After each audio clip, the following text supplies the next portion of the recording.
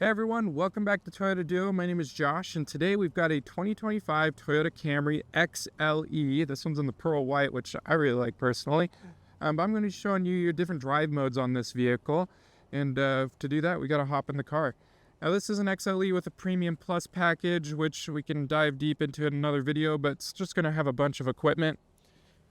Again, we're going to focus on the drive modes. So, as always, I'm going to show you what screen we're going to be looking at, as well as what buttons we're going to be pressing. So we're going to be noticing it here on the dash, and then the buttons are just behind the shift knob. So this one here, you notice you have Eco, Normal, Sport. You also have an EV mode too, which I'll get to after I demonstrate these three.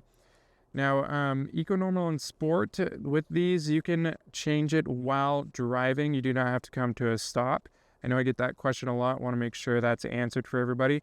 You can do these on the fly. So I'm going to show you on the screen real quick what the changes will do. So we'll take you back over here. Now, if I press Eco mode, you're going to notice that a little car pops up, says Eco on the right there. And it'll also, when that car goes away, it's going to say Eco right there in the middle. Now I can put it back in normal. Normal is just going to show normal. There's not going to be any other indication that it is in normal mode, besides the fact that it doesn't say Eco or Sport. Now Sport mode, press that button there. As you can see in the middle section there, it does say Sport, and then that little red, lines come up. This makes it look pretty sporty. Now, with that in mind, these do change the driving dynamics of your vehicle. So if I put it back in Eco mode, Eco is going to be the most efficient drive mode. So this is going to try and save energy wherever possible. It's going to be a little bit more sluggish when you're just doing your regular driving. Say you're just at a stoplight and you're just getting ready to move. It may take off a little bit slower than it would in the other modes. Now, with that in mind too, it will adjust your climate control. So I'm going to put it back in normal. If I go back over to our climate, you notice just above the fans, there's nothing there. I'm going to press Eco mode on the drive mode button. So if I press that, you notice Eco pops up right there.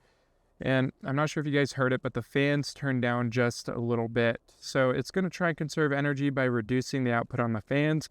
So with that in mind, it may take a little bit longer to heat or cool the vehicle, but it's going to try and save energy wherever possible. I'll put you back in normal.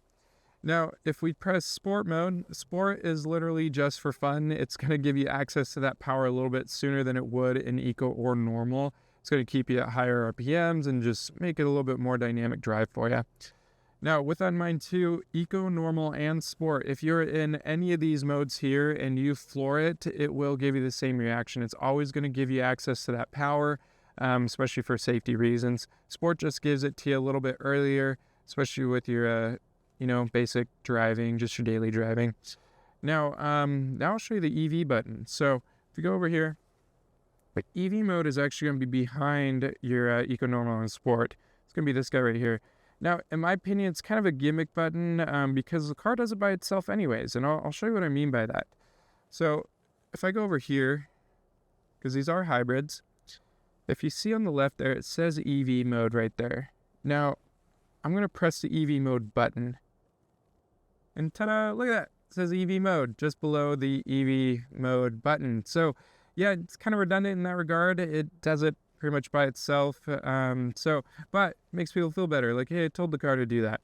But I did find a little bit of functionality with it. So what I'm going to do is put it back in Sport mode, and when I put it in Sport, I'm going to turn up the heat quite a bit, because that's typically the only way you can get the engine to turn back on.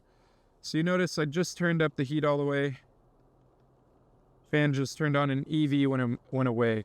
But now if I press EV mode, I'm going to force the engine to turn off, and then EV is going to pop up again, even though I turned up the heat to like 78 degrees. So, but that's a quick rundown on your different drive modes and the functionality behind them. If you guys do have any questions, let me know. You can drop a comment down below, send us an email, whatever's easiest for you.